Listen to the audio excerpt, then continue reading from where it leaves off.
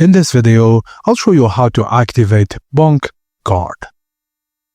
If you want to activate your Bunq card, firstly go to the Home tab in your Bunq app.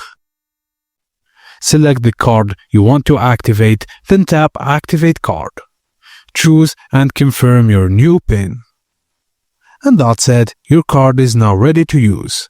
There is also an alternative method. Just scan the QR code on the card envelope you received. This will launch the activation flow automatically.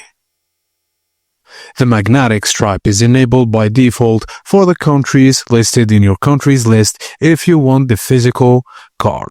And you can easily deactivate the card at any time from the same section in the app if you feel like you won't need the app or the card anymore, just like you can report it as stolen or lost.